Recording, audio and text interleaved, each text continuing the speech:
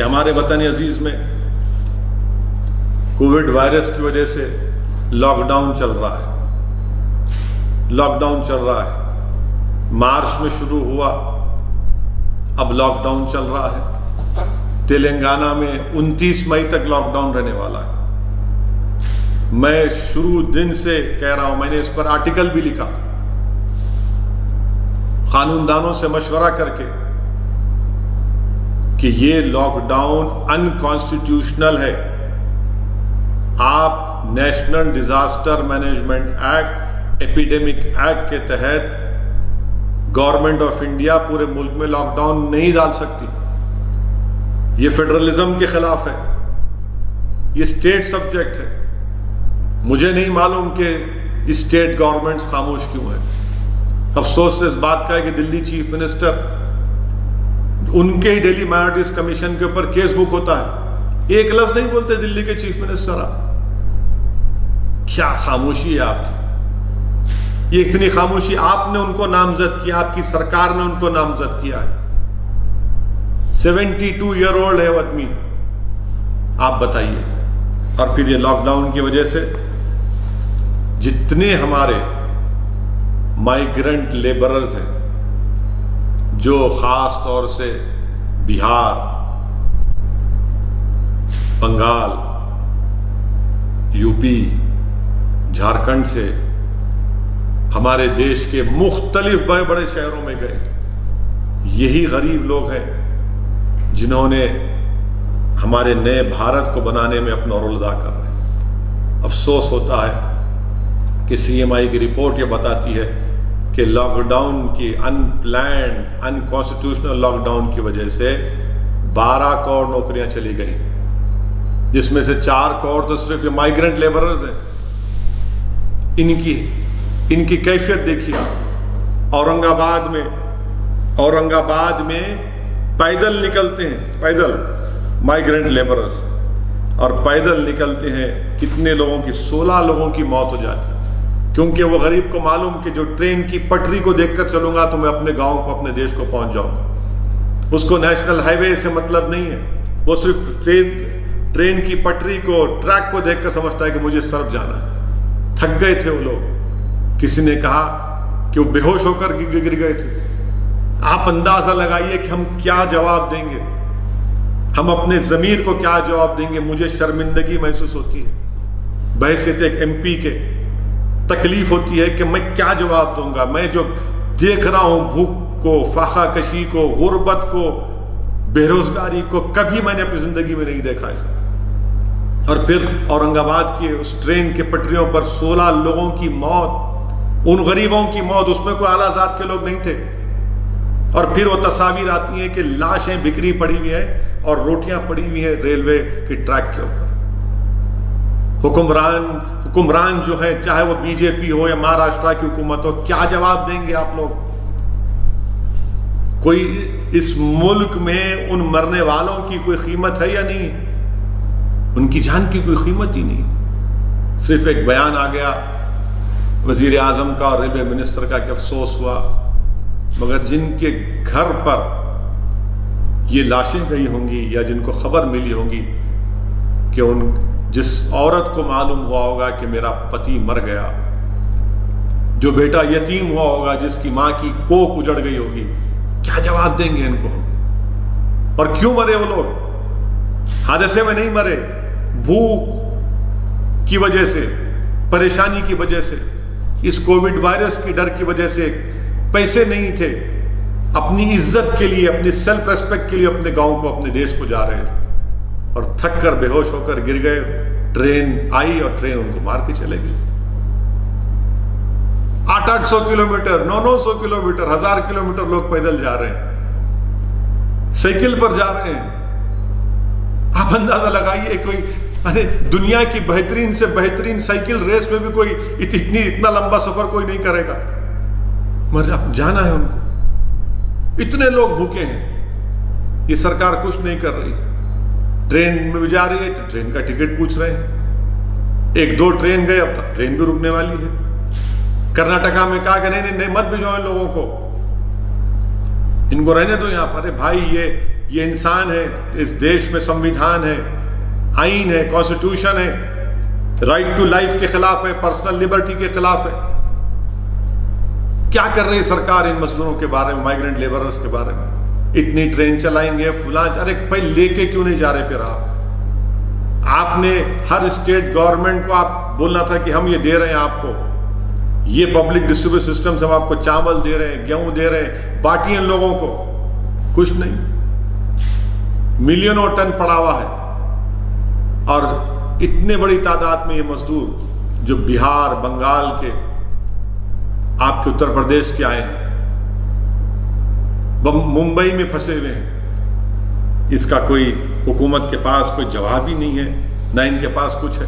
Industry کے لوگ بولتے ہیں کہ نہیں ان کو واپس مت بھیجاؤ، کمپنی شروع ہوگی دوبارہ. یہ سلیوری ہے، اور یہ سلیوری ہمارے آئین کی آرٹیکل 23 کے خلاف ہے.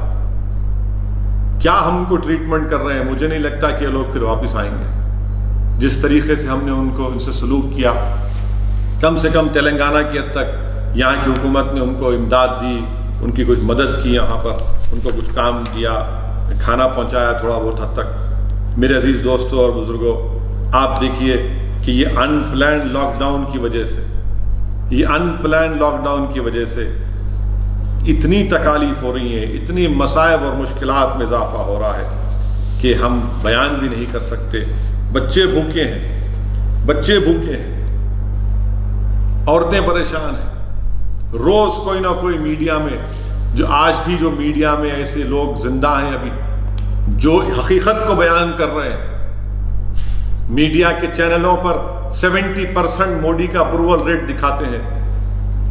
میں ان لوگوں سے کہہ رہا ہوں جو یہ مائیگرنٹ لیبر چل کر جا رہے ہیں نا، بھوک سے مر کر جا رہے ہیں. ایک سیمنٹ کے مکسر ٹریلر میں بمبئی سے نکل کر اتر پردیش جا رہا تھا، مدھیہ پردیش میں روکے تو اس سیمنٹ کے مکسر میں سے 17 لوگ نکلتے ہیں. ان سے جا کر پوچھو، لگاؤ ان کے پاس جا کر کہ 70% اپروول ریٹ ہے مودی کا، بولو کیا بولیں گے؟ جو مر گئے وہ لوگ، ان سے جا کر پوچھو آپ.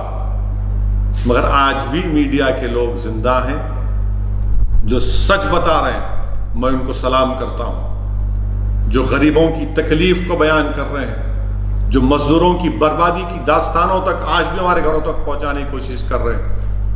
میرے عزیز دوستوں اور بزرگوں، اور اس کے اوپر سونے پہ سہاگا یہ ہے کہ پھر ان تمام مصائب اور مشکلات میں بھی مسلمانوں کے خلاف نفرت. چنئی میں کسی بیکری میں لکھ دیا گیا کہ نہیں یہاں پر مسلمان کام نہیں کرتے. اچھا تو کیا کرنا چاہیے؟ کیوں اتنی نفرت آپ کر رہے ہیں؟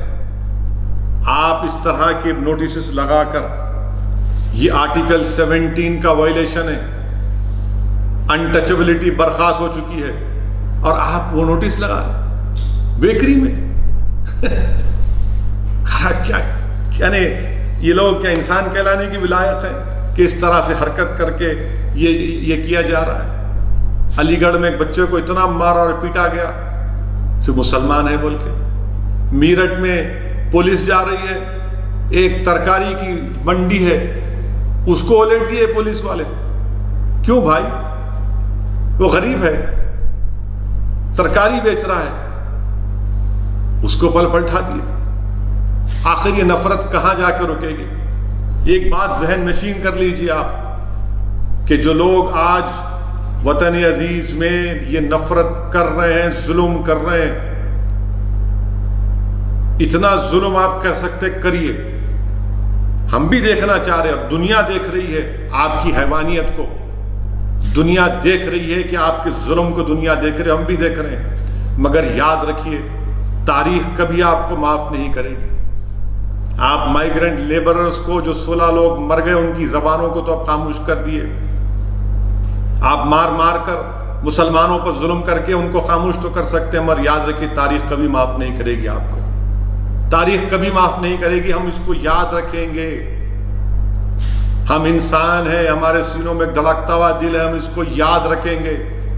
ہم اپنی نسلوں کو بتائیں گے کہ کیسا اس وقت ظلم ہوا تھا، کیسی نفرت پیدا کی گئی تھی. कैसा एक बीमारी को एक मजहब से जोड़ दिया गया। मेरे अजीज दोस्तों और बुजुर्गों, ये हमारे मुल्क के लिए ठीक नहीं है, हरगिज ठीक नहीं है। मुल्क को मजबूत करना है। मुल्क मजबूत नहीं हो सकता इस नफरत से। मुल्क मजबूत नहीं हो सकता जब हम गरीबों से इस तरह का बर्ताव करेंगे। कौन सी मोहब्बत के मसाइल हम कर रहे हैं कि जब भारत की हाईवेज के ऊपर दिल्ली से, मुंबई से, हैदराबाद से, बेंगलुरु से, चेन्नई से लोग जा रहे हैं अपने वतन की तरफ। क्या जवाब देंगे हम इन लोगों को? और इनका कसूर क्या? इसमें सिर्फ गरीब हैं। अपने घर को, अपने बच्चों को खिलाने के लिए, अपने घर में एक चिराग जलाने के लिए, चूल्हा जलाने के लिए हजार किलोमीटर दूर अपने घरों से फंसे पड़े हुए हैं। गुजरात से फोन आता है, सूरत से आता है कि हमको जाना है, हमारा इंतजाम करो। हम जाना चाहते हैं, बिहार को जाना चाहते हैं, सीमांचल को जाना चाहते हैं, किशनगंज को जाना चाहते हैं, अररिया को जाना चाहते हैं। मेरे भाई, मेरे अजीज दोस्तों और बुजुर्गों, मैं उम्मीद करता हूं कि हमारी हुकूमत हरकत करेगी। देख लिया ना आपने, जो लोग हमारा मजाक उड़ा रहे थे जब हमने कहा कि दिए जलाओ, थाली बजाओ, ये सब इससे कुछ होने वाला नहीं है। आज देख लिया आपने इन लोगों के, गरीबों को 4 करोड़ माइग्रेंट लेबर्स की नौकरी चलेगी अनप्लान्ड लॉकडाउन की वजह से। आप खुद सोचिए कि तेलंगाना में 11,000 करोड़ रेवेन्यू आता था इस स्टेट को, आज 1200 दिन को, आज 1200 नहीं आ रहा। 3,000 करोड़ की तो सिर्फ तनख्वाहें देना है तेलंगाना सरकार को। बड़ी बड़ी बातें करते थे बीजेपी के लोग, 15% जीडीपी, अब -15% हो गया। 1 लाख करोड़ का आपने टारगेट लगाया था अप्रैल में टैक्सेस का, कितने हैं आपके पास? 25,000 करोड़ भी नहीं है। इस सरकार के पास क्या पॉलिसी है? आज आप कह रहे हैं कि ट्रेन को चला देंगे, आज आप कह रहे हैं कि इकोनॉमी को रिवाइव करेंगे। अजीब बात है कि शराब की दुकानें खोल दी आपने, जब सोशल डिस्टेंसिंग का ख्याल नहीं आया किसी को। 9 बजे शराब की दुकान खुलना और 6 बजे लोग खड़े हुए हैं, वहां सोशल डिस्टेंसिंग नहीं है। हजारों की तादाद में लोग एक दूसरे से चिपके हुए हैं। क्या शराब खरीदना है? वाह, ये गांधी का मुल्क है ना, ये नानक का मुल्क है, ये अंबेडकर का मुल्क है, और लॉकडाउन में शराब की दुकान और कोई सोशल डिस्टेंसिंग नहीं है। क्यों नहीं? रेवेन्यू आता। मैं वजीर आजम से कहना चाह रहा हूं, वजीर आजम, शराब की दुकान खोलने से अगर आमदनी हो सकती है तो आप नोट छापिए ना। रिजर्व बैंक के पास रिजर्व है, फॉरेन रिजर्व है, नोट छापिए, आप स्टेट्स की मदद करिए। मैं वजीर आजम से पूछना चाहता हूं, क्यों नहीं आप तेलंगाना के चीफ मिनिस्टर की इन तजावीज को क्यों नहीं कबूल कर रहे? आप FRBM एक्ट की लिमिट्स को 3% से 5% क्यों नहीं बढ़ा रहे? आप वेज एंड मीन्स एडवांस 100% क्यों नहीं कर रहे? आप PM केयर्स को आपने CSR में ला लिया, CM रिलीफ फंड को भी लाइए। वजीर आजम सिर्फ सुनते हैं, 4-5 घंटे वीडियो कॉन्फ्रेंस हो रही है और कह दिया कि इकोनॉमी रिवाइव करें। कैसे इकोनॉमी रिवाइव होगी? कहां से इकोनॉमी रिवाइव होगी? सेंट्रल गवर्नमेंट का क्या रोल होगा उस स्टेट्स को हेल्प करने के लिए? आप कह रहे हैं कि नहीं, अब तो कोविड से साथ रहना है।